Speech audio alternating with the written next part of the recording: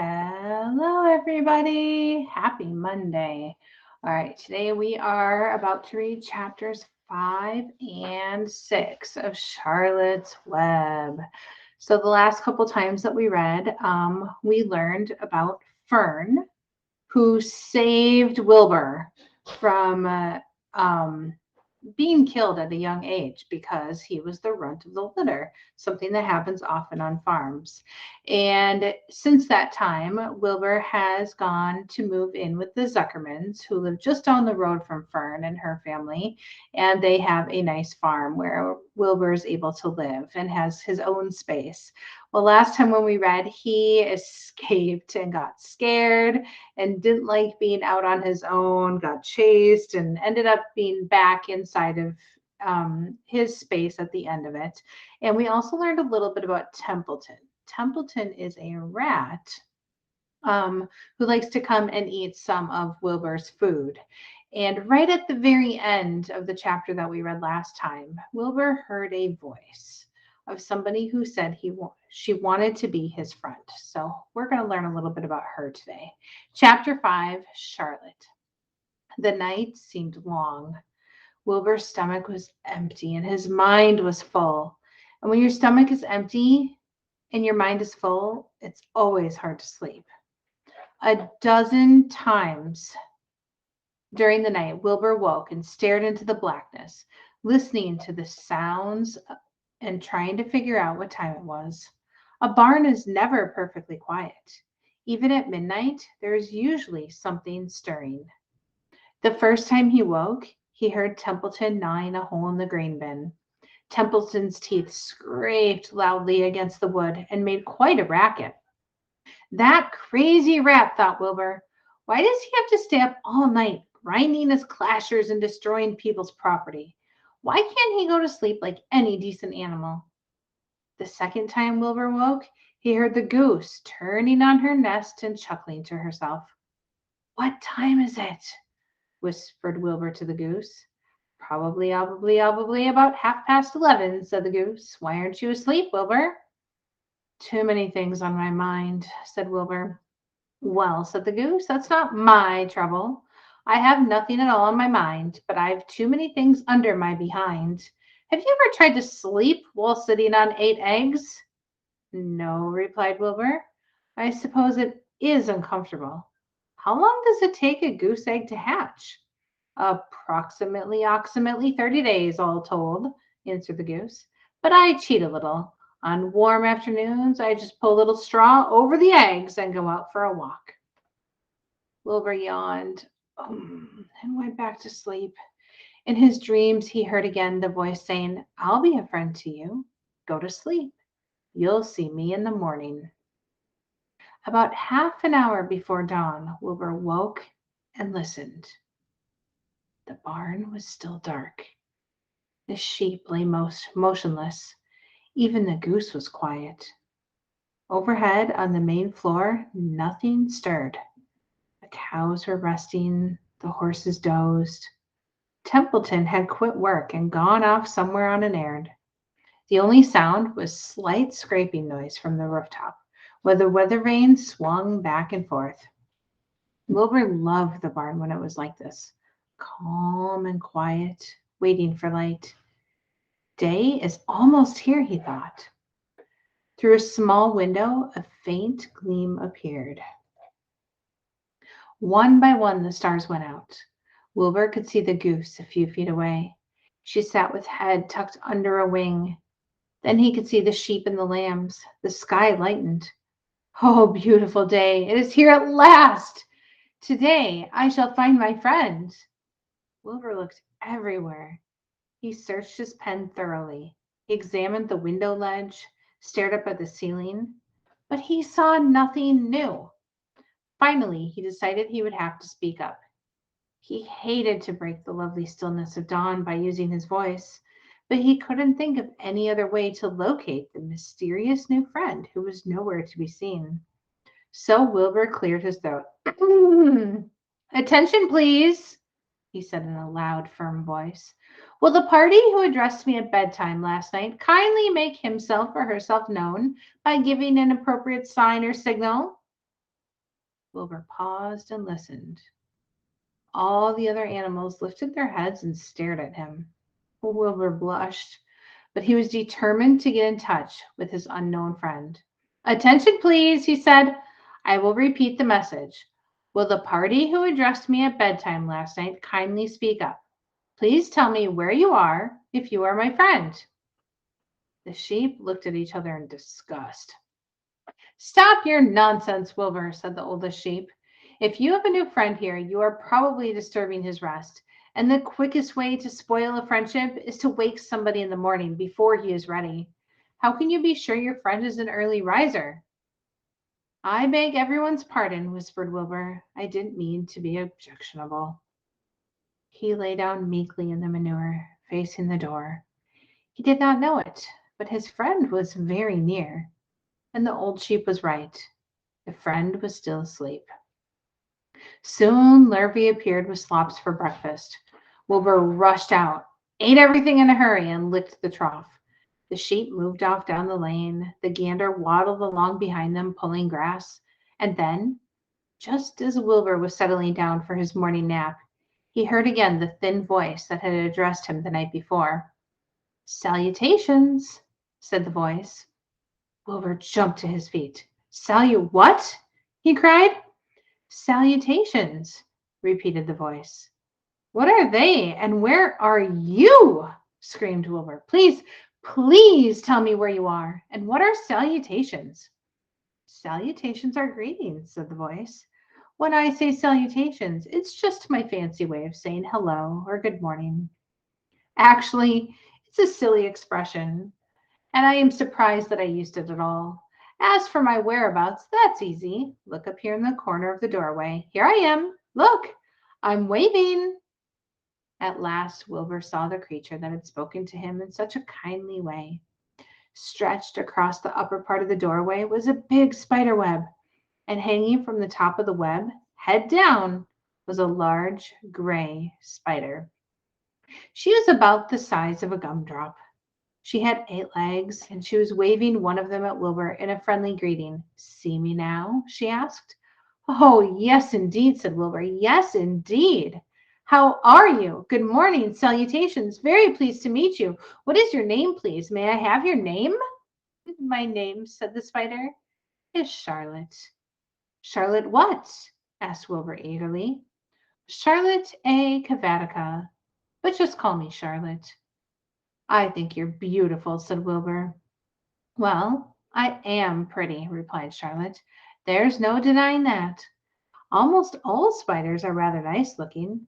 I'm not as flashy as some, but I'll do. I wish I could see you, Wilbur, as clearly as you can see me." "Why can't you?" asked the pig. "I'm right here." "Yes, but I'm nearsighted," replied Charlotte. "I've always been dreadfully nearsighted. It's good in some ways, not so good in others. Watch me wrap up this fly." A fly that had been crawling along Wilbur's trough had flown up and blundered into the lower part of Charlotte's web and was tangled in the sticky threads. The fly was beating its wings furiously, trying to break loose and free itself. "First," said Charlotte, "I dive at him." She plunged head first toward the fly. As she dropped, a tiny silken thread unwound from her rear end. "Next, I wrap him up." She grabbed the fly, threw a few jets of silk around it, and rolled it over and over, wrapping it so that it couldn't move. Wilbur watched in horror. He could hardly believe what he was seeing. And although he detested flies, he was sorry for this one. "There," said Charlotte. "Now I knock him out so he'll be more comfortable." She bit the fly. "He can't feel a thing now," she remarked. "He'll make a perfect breakfast for me." "You mean you eat flies?" gasped Wilbur. "Certainly. Flies, bugs, grasshoppers, choice beetles, moths, butterflies, tasty cockroaches, gnats, midges, daddy longlegs, centipedes, mosquitoes, crickets, anything that is careless enough to get caught in my web. I have to live, don't I?" "Why, yes, of course," said Wilbur. "Do they taste good?" "Delicious. Of course, I don't really eat them. I drink them. Drink their blood. I love blood, said Charlotte, and her pleasant, thin voice grew even thinner and more pleasant. Don't say that, groaned Wilbur. Oh, please don't say things like that. Why not? It's true, and I have to say what is true. I am not entirely happy about my diet of flies and bugs, but it's the way I'm made. A spider has to pick up a living somehow or other, and I happen to be a trapper. I just naturally build a web and trap flies and other insects. My mother was a trapper before me. Her mother was a trapper before her. All of our family have been trappers. Way back for thousands and thousands of years, we spiders have been laying for flies and bugs.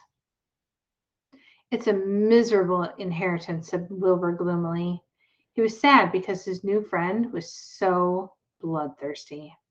Yes, it is, agreed Charlotte, but I can't help it. I don't know how the first spider in the early days of the world happened to think up this fancy idea of spinning a web. But she did, and it was clever of her too. And since then, all of us spiders have had to work the same trick. It's not a bad pitch on the whole. It's cruel, replied Wilbur, who did not intend to be argued out of his position. Well, you can't talk, said Charlotte. You have your meals brought to you in a pail. Nobody feeds me. I have to get my own living. I live by my wits. I have to be sharp and clever, lest I go hungry. I have to think things out, catch what I can, take what comes. And it just so happens, my friend, that what comes is flies and insects and bugs. And furthermore, said Charlotte, shaking one of her legs, do you realize that if I didn't catch bugs and eat them, bugs would increase and multiply and get so numerous that they destroy the earth, wipe out everything? Really? Said Wilbur. I wouldn't want that to happen. Perhaps your web is a good thing after all. The goose had been listening to this conversation and chuckling to herself. There are a lot of things Wilbur doesn't know about life, she thought. He, he's really a very innocent little pig. He doesn't even know what's going to happen to him around Christmas time. He has no idea that Mr. Zuckerman and Larvae are plotting to kill him. And the goose raised herself a bit and poked her eggs a little further under her so that they would receive the full heat from her warm body and soft feathers. Charlotte stood quietly over the fly, preparing to eat it. Wilbur lay down and closed his eyes. He was tired from his wakeful night and from the excitement of meeting someone for the first time. A breeze brought him the smell of clover, the sweet smelling world beyond his fence. Well, he thought, I've got a new friend, all right. But what a gamble friendship is. Charlotte is fierce, brutal, scheming, bloodthirsty. Everything I don't like. How can I learn to like her, even though she is pretty and, of course, clever? Wilbur was merely suffering the doubts and fears that often go with finding a new friend. In good time, he was to discover that he was mistaken about Charlotte. Underneath her rather bold and cruel exterior, she had a kind heart, and she was to prove loyal and true to the very end. Chapter 6 Summer Days. The early summer days on a farm are the happiest and fairest days of the year. Lilacs bloom and make the air sweet and then fade. Apple blossoms come with the lilacs, and the bees the visit around among the apple trees. The days grow warm and soft, school ends, and children have time to play and to fish for trouts in the brook. Avery often brought a trout home from in his pocket, warm and stiff and ready to be fried for supper. Now that school was over, Fern visited the barn almost every day to sit quietly on her stool. The animals treated her as an equal. The sheep lay calmly at her feet. Around the 1st of July, the work horses were hitched to the mowing machine, and Mr. Zuckerman climbed into the seat and drove into the field. All morning you could hear the rattle of the machine as it went round and round, while the tall grass fell down behind the cutter bar in long green swaths. Next day, if there was no thunder shower, all hands would help rake and pitch and load, and the hay would be hauled to the barn in the high hay wagon, with Fern and Avery riding at the top of the load. Then the hay would be hoisted, sweet and warm, into the big loft until the whole barn seemed like a wonderful bed of timothy and clover. It was fine to jump in and perfect to hide in. And sometimes Avery would find a little grass snake in the hay and would add it to the other things in his pocket. Early summer days are a jubilee time for birds. In the fields, around the house, in the barn, in the woods, in the swamp, everywhere, love and songs and nests and eggs. From the edge of the woods, the white-throated sparrow, which must come all the way from Boston, calls, "Oh, Peabody, Peabody, Peabody." On an apple bough, the phoebe teeters and wags its tail and says, "Phoebe, Phoebe." The song sparrow, who knows how brief and lovely life is, says, "Sweet, sweet, sweet interlude. Sweet, sweet, sweet interlude." If you enter the barn, the swallows swoop down from their nests and say, "Cheeky, cheeky," they say. In early summer, there are plenty of things for a child to eat and drink and suck and chew. Dandelion stems are full of milk. Clover heads are loaded with nectar. The frigid air is full of ice cold drinks. Everywhere you look is life. Even the little ball of spit on the weed stalk. If you poke it apart, it has a green worm inside it. And on the underside of the leaf of the potato vine are the bright orange eggs of the potato bug. It was on a day in early summer that the goose eggs hatched. This was an important event in the barn cellar. Fern was there sitting on her stool when it happened. Except for the goose herself, Charlotte was the first to know that the goslings had at last arrived. The goose knew a day in advance that they were coming. She could hear their weak voices calling from inside the egg. She knew that they were in desperately cramped position inside the shell and were most anxious to break through and get out. So she sat quite still and talked less than usual. When the first gosling poked its gray-green head through the goose's feathers and looked around, Charlotte spied it and made the announcement. "I am sure," she said, "that every one of us here will be gratified to learn that after 4 weeks of unremitting effort and patience on the part of our friend the goose, she now has something to show for it. The goslings have arrived. May I offer my sincere congratulations?" "Thank you, thank you, thank you," said the goose, nodding and bowing shamelessly. "Thank you," said the gander. "Congratulations," shouted Wilbur. "How many goslings are there? I can only see one." "There are 7," said the goose. "Fine," said Charlotte. "7 is a lucky number." "Luck had nothing to do with this," said the goose. "It was good management and hard work." At this point, Templeton showed his nose from his hiding place under Wilbur's trough. He glanced at Fern, then crept cautiously toward the goose, keeping close to the wall. Everyone watched him, for he was not well liked, not trusted. "Look," he began in a sharp voice, "you say you have 7 goslings. There were 8 eggs.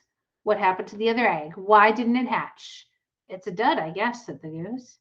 "What are you going to do with it?" continued Templeton, his little round beady eyes fixed on the goose. "You can have it," replied the goose. "Roll it away and add it to that nasty collection of yours." Templeton had a habit of picking up unusual objects around the farm and storing them in his home. He saved everything. "Certainly, certainly," said the gander. "You may have the egg, but I'll tell you one thing, Templeton. If I ever catch you poking your ugly nose around our goslings, I'll give you the worst pounding a rat ever took." And the gander opened his strong wings and beat the air with them to show his power. He was strong and brave, but the truth is, both the goose and the gander were worried about Templeton, and with good reason. The rat had no morals, no conscience, no scruples, no consideration, no decency, no milk of rodent kindness, no compunctions, no higher feeling, no friendliness, no anything. He would kill a gosling if he could get away with it. The goose knew that. Everybody knew it. With her broad bill, the goose pushed the unhatched egg out of the nest, and the entire company watched in disgust while the rat rolled it away. Even Wilbur, who could eat almost anything, was appalled. Imagine wanting a junky, old, rotten egg, he muttered. A rat is a rat, said Charlotte. She laughed a tinkling little laugh. But, my friends, if that ancient egg ever breaks, this barn will be untenable. What's that mean? Asked Wilbur. It means nobody will be able to live here on account of the smell. A rotten egg is a regular stink bomb. I won't break it, snarled Templeton. I know what I'm doing. I handle stuff like this all the time. He disappeared into his tunnel, pushing the goose egg in front of him. He pushed and nudged till he succeeded in rolling it to his lair under the trough. That afternoon, when the wind had died down and the barnyard was quiet and warm, the gray goose led her 7 goslings off the nest and out into the world. Mr. Zuckerman spied them when he came with Wilbur's supper. Well, hello there, he said, smiling all over. Let's see. 1, 2, 3, 4, 5, 6, 7. 7 baby geese. Now, isn't that lovely? All right. We'll meet again on Wednesday at 3 o'clock, and we're going to read chapters 7 and 8. Chapter 7 is called Bad News. Bum, bum, bum. All right. Have a great rest of your Monday. Bye, everybody.